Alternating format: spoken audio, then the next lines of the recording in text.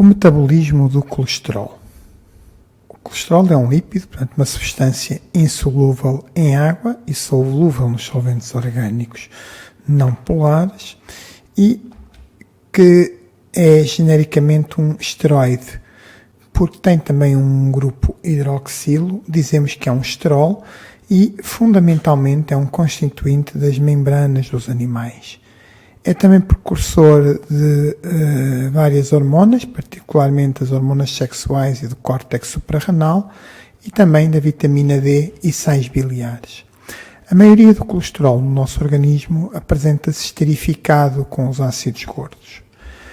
Como referi, é um esteroide, portanto, deriva deste núcleo que tem o fenantreno, em que é completamente hidrogenado, perde todas as duplas ligações, e daí peridrofenantreno, a que temos ainda a juntar um núcleo de um ciclopentano.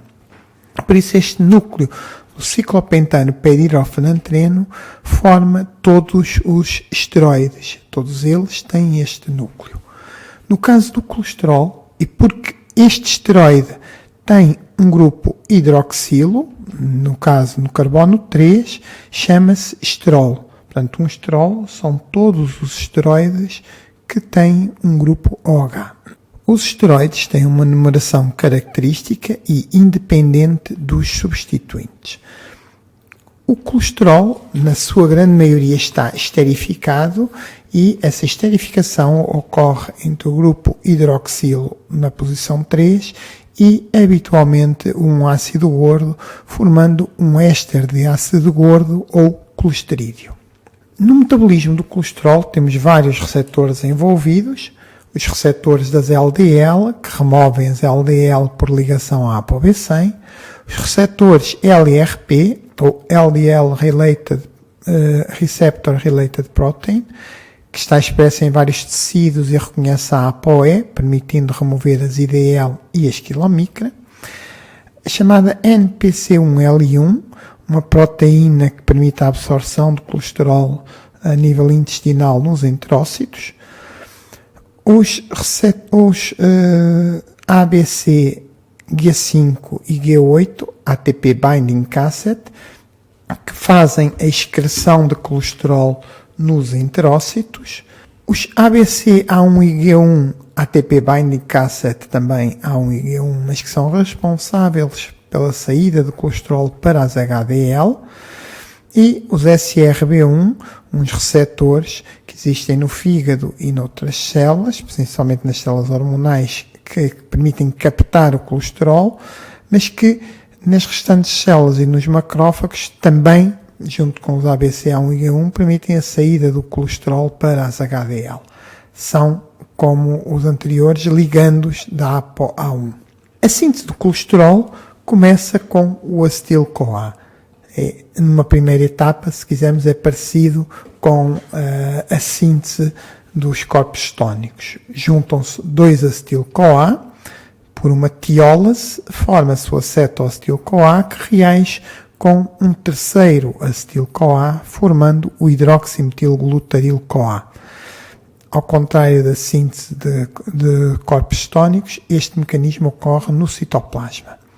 De seguida, este hidroximetilglutaril-CoA vai sofrer uma redução pela redutase do HMG-CoA, formando-se o ácido mevalónico com o consumo de 2 NADPH. Este passo é o principal ponto de regulação da síntese e é inibido pelas estatinas, que são fármacos usados no controle do colesterol, e temos aqui vários possíveis estatinas.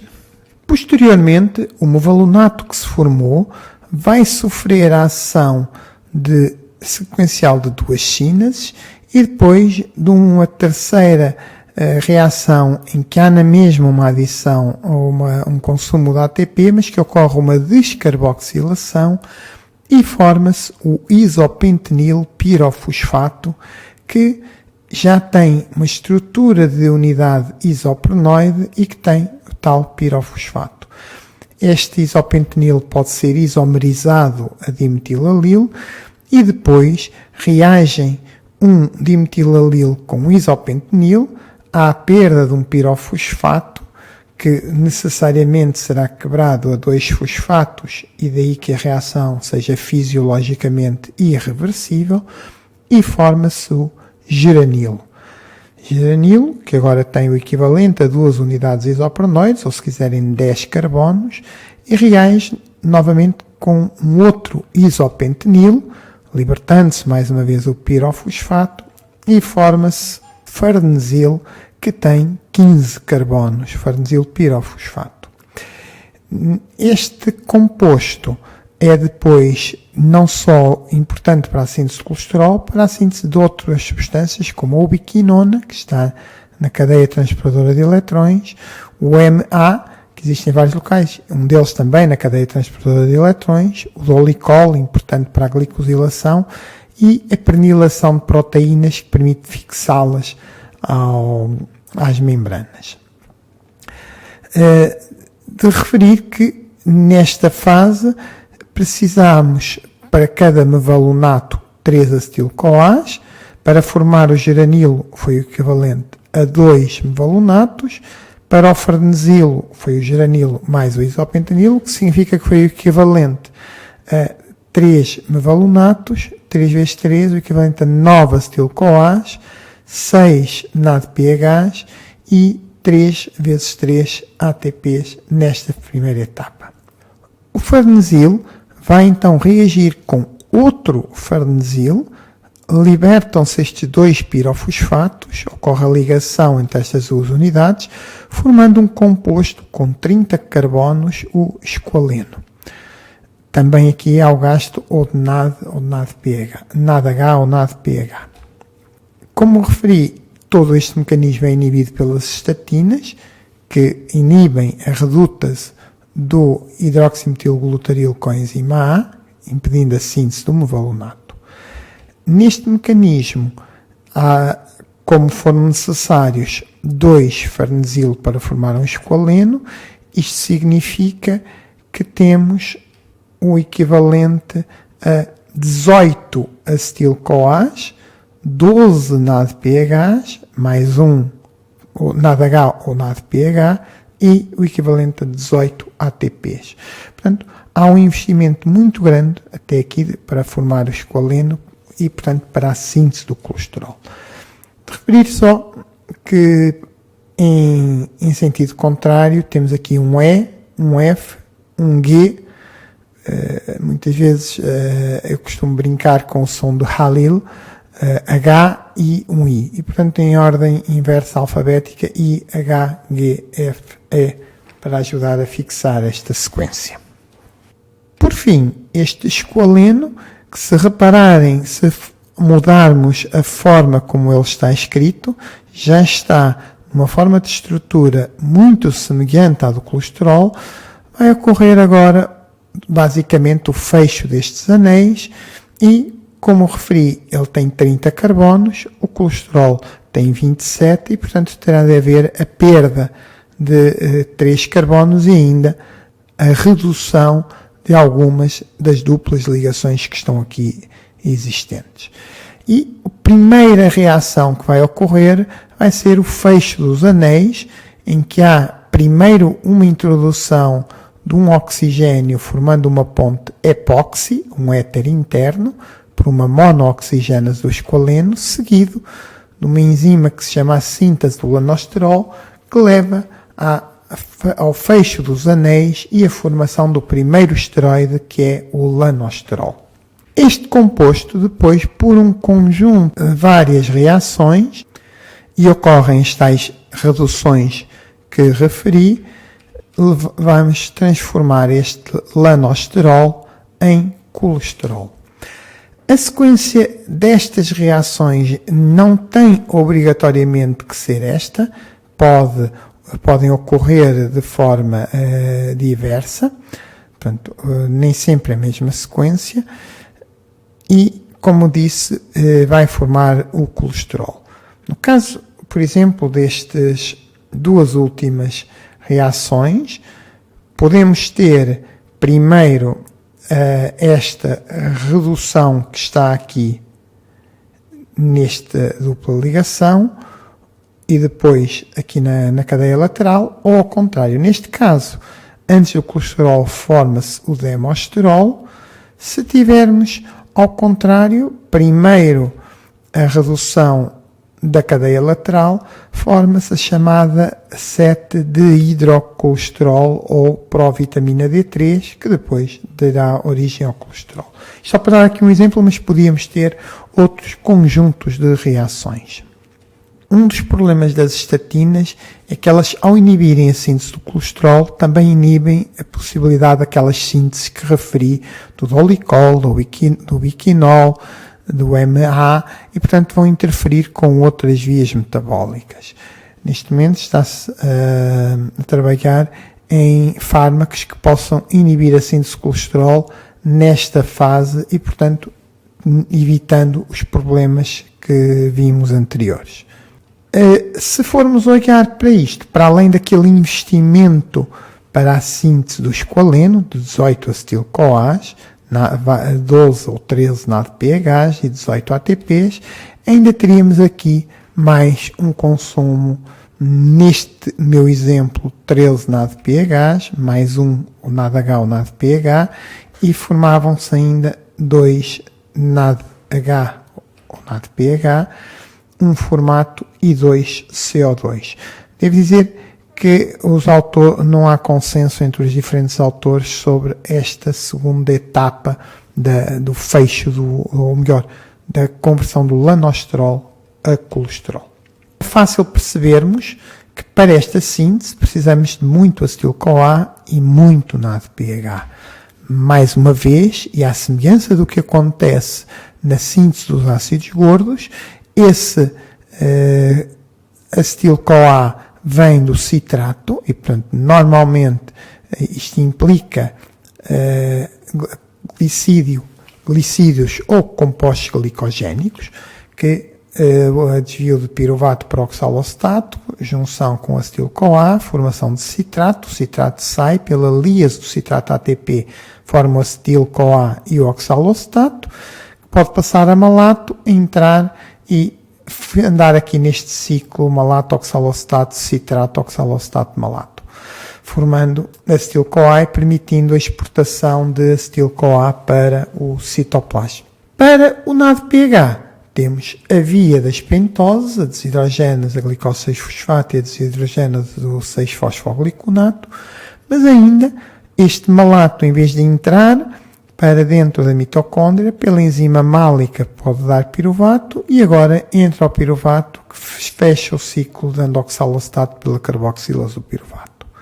E por fim, ainda outra via de produção do NADPH, em que neste caso não se forma acetil-CoA, que é o citrato passar a isocitrato, pela desidrogénase, o isocitrato citosólica, que é dependente do NADP, forma-se um alfa-cetoglutarato, que agora pode entrar para dentro da mitocôndria e dar origem ao malato. E, portanto, temos aqui um outro ciclo em que permite apenas a saída de NADPH.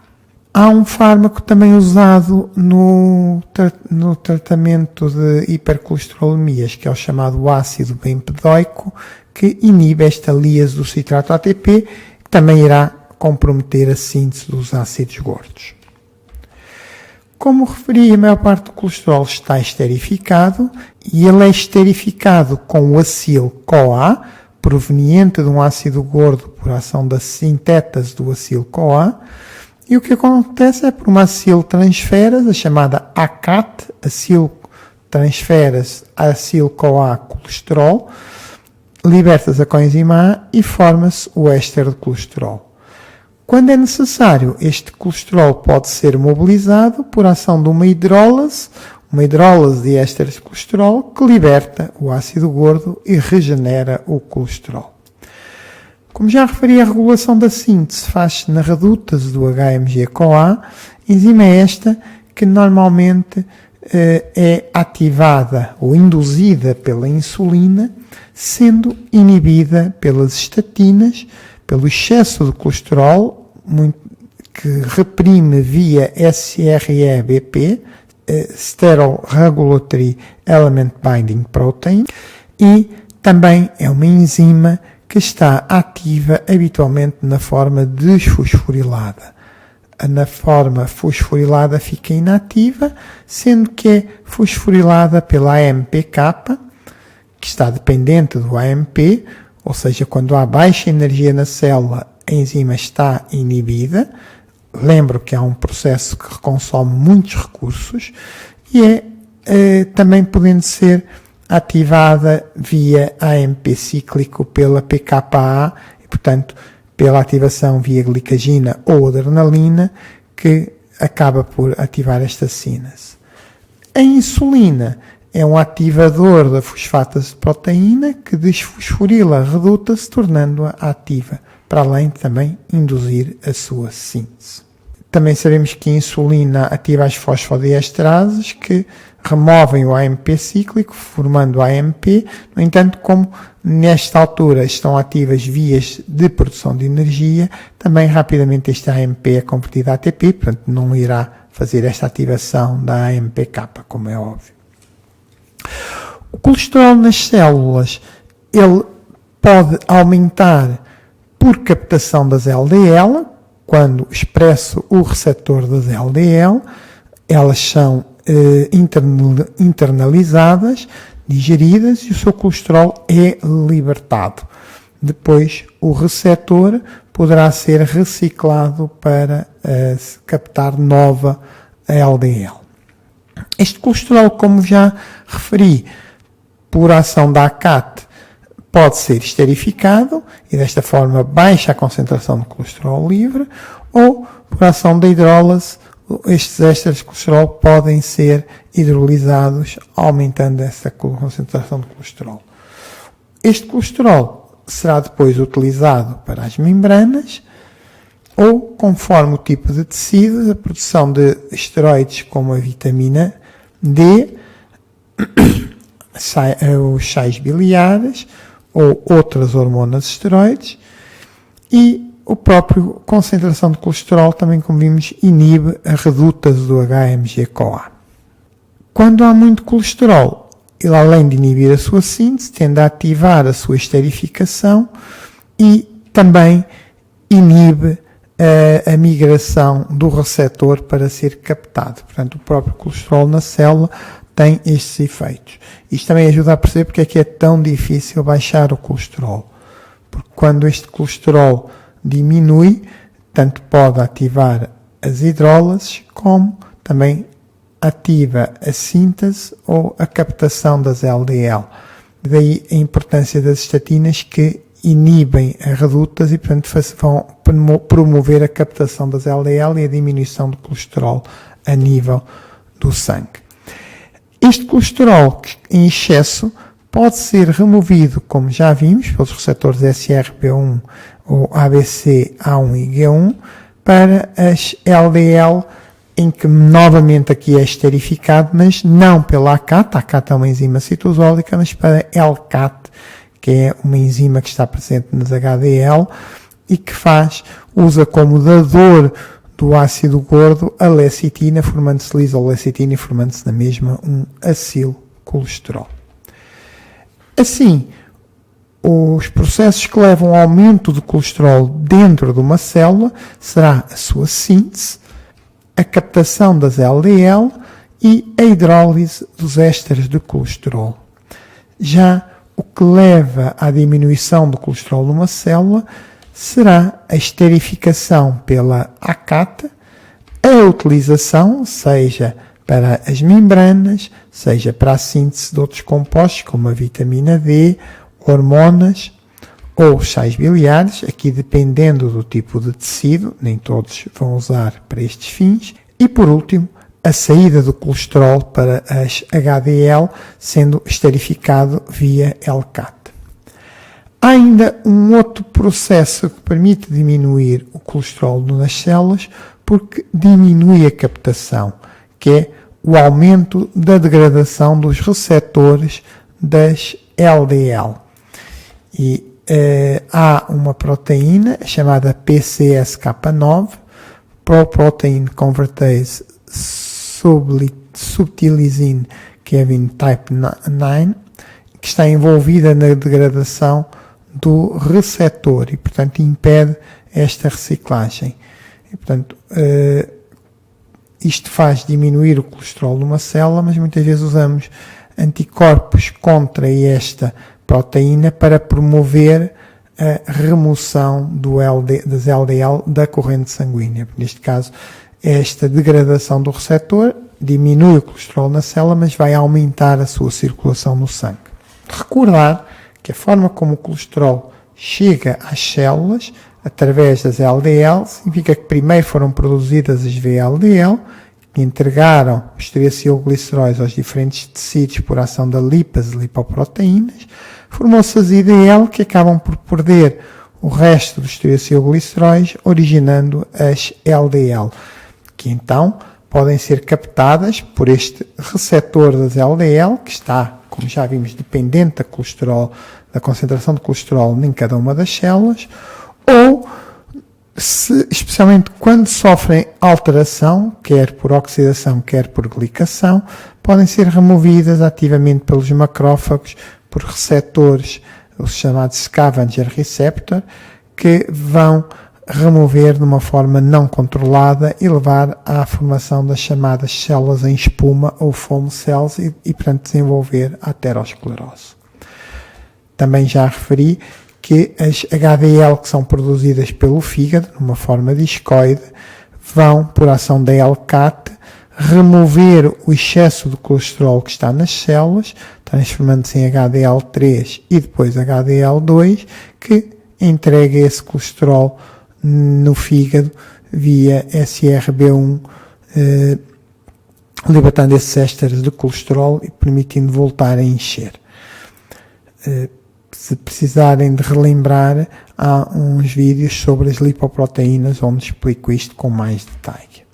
Só muito rapidamente para recordar, o colesterol que é ingerido vai para a esquilomicra. A esquilomicra depois vão sofrer a ação da lipase lipoproteínas, vão perder fundamentalmente o conteúdo de triacilgliceróis e acabam por levar estes ésteres de colesterol até ao fígado, onde são captados pelos tais receptores LRP ou LDL. E depois, uma vez no fígado, formam as tais VLDL, que vão dar IDL, e agora sim, na forma de LDL, é que poderão vir a ser captadas pelos tecidos extrahepáticos ou, eventualmente, regressar ao fígado, formando aqui um ciclo. Estas LDL, como referi, é que podem depois sofrer oxidação e levar ao aumento das células em espuma e por isso é que se chama as LDL mau colesterol. As HDL, como removem este excesso de colesterol dos tecidos extrahepáticos, dos vasos e dos macrófagos e o levam para o fígado, chamamos as HDL muitas vezes homem da limpeza ou homem do lixo e chamamos de bom colesterol. De referir que o colesterol é o mesmo quer esteja na esquilomicra, VLDL, LDL ou HDL, quimicamente é o mesmo. O que o torna bom ou mau é o percurso que ele poderá levar. Se vai a caminho de uma potencial deposição nos tecidos e formação de placas de ateroma, ou se vai a caminho do fígado e, portanto, de uma possível excreção. De referir que há ainda um outro transporte, além deste transporte reverso do colesterol via as HDL, que depois vai para o fígado, há um chamado transporte reverso indireto, em que as HDL trocam colesterol por triacilgliceróis com outras lipoproteínas ricas em triacilgliceróis, o que implica quilomicra, VLDL ou IDL. No fígado, o colesterol pode ser exportado para a bile, mas também uma boa parte do colesterol vai ser convertido em sais biliares. E para isso temos uma primeira reação que corresponde a uma hidroxilação na posição 7, portanto 7-alfa-hidroxilase, que é uma monooxigênase, que requer o citocromo P450 e o M, e NADPH, e forma-se então um 7-hidroxicolesterol. Esta enzima é inibida pelos sais biliares via o chamado Farnesoid X receptor, FXR, e é ativada pelo colesterol via LXR, Liver X Receptor. A insulina também induz a síntese desta enzima. Esta 7-alfa-hidroxilase requer ascorbato, ou vitamina C, e é por isso que as deficiências de vitamina C vão diminuir a síntese de sais biliares e podem levar a deficiente absorção das gorduras, particularmente das vitaminas lipossolúveis. Este 7-hidroxicolesterol é que depois vai seguir um destino diferente conforme os sais biliares que vai formar. Normalmente sofre uma primeira oxidação e depois, por ação de uma hidroxilase e nova redução, ou diretamente por uma redução, portanto não há uma nova hidroxilação, forma-se compostos que depois seguem o mesmo caminho, um conjunto bastante extenso de reações e que originam, se não houve introdução de um terceiro hidroxilo, o chamado quenodesoxicolil, ou se houve a introdução ou se houve a ação desta 12-hidroxilase, forma-se o colil, CoA. E são estes dois que vão dar origem aos chamados sais biliares primários. Eles podem conjugar, e aqui está o exemplo do colil, que é também o que se forma em maior quantidade, ou com a glicina, por uma aciltransferase, formando-se o glicocolato, ou com a taurina, formando-se o taurocolato. Assim, quer o colato, quer o quenodesoxicolato, podem dar o glicocolato e taurocolato, ou glicoquenodesoxicolato e tauroquenodesoxicolato, formando os sais biliares primários. Eles são depois adicionados à bile, vão para o intestino, onde depois podem sofrer a ação das bactérias intestinais, sofrer a desconjugação, originando novamente o colato e quenodesoxicolato, e depois a perda do hidroxilo no carbono 7, aquele primeiro que foi adicionado, aquele passo de controle de regulação da síntese dos sais biliares, formando-se, no caso do colato, o desoxicolato, no caso do quenodesoxicolato, o litocolato, que são chamados sais biliares secundários. Assim, o que vai acontecer é que o colesterol que chegou ao fígado, parte dele é transformada em sais biliares, glicocolato, taurocolato, glicoquenodesoxicolato, tauroquenodesoxicolato, que depois, junto com o colesterol e os fosfolípidos e outros compostos, vão formar a bile, que vai ser excretada para o intestino, onde vão ajudar na fase da digestão e absorção das gorduras. Posteriormente, os ácidos, os sais biliares, vão se transformar em colato e quenodesoxicolato. O colato vai dar origem ao desoxicolato, o quenodesoxicolato ao litocolato. Junto com o colesterol, vamos ter uma reabsorção. O colesterol, já vimos, NPC1, L1, entra no entrócito, é esterificado e depois vai ser incorporado na esquilomicra, acabando por chegar, depois da ação da lipase lipoproteínas, ao fígado. Esta absorção do colesterol pode ser inibida pelo ezetimibe. Já os sais biliares vão ser reabsorvidos, especialmente colato, quenodesoxicolato e desoxicolato. A maior parte do litocolato é perdido nas fezes e esta absorção dos sais biliares pode ser inibida pela colesteramina. Posteriormente, estes sais biliares são novamente conjugados e voltam à bile, formando-se aqui uma chamada circulação enterohepática. O desoxicolato também pode ser conjugado ou com a glicina ou a taurina e juntar-se à bile, que normalmente, para além dos sais biliares primários, também tem os secundários. Quando há uma obstrução biliar, chamada pedra na vesícula, um cálculo biliar, é que está comprometida esta passagem da bile para o intestino e, nesta altura, estes sais biliares vão aumentar no fígado e vão passar para o sangue e como são solúveis, poderão aparecer na urina. E por isso é que o aparecimento de sais biliares na urina é normalmente indicativo de uma colestase biliar. Espero ter ajudado a perceber um pouco a síntese e degradação do colesterol. Se gostaram, façam um like e assinem o canal. Muito obrigado.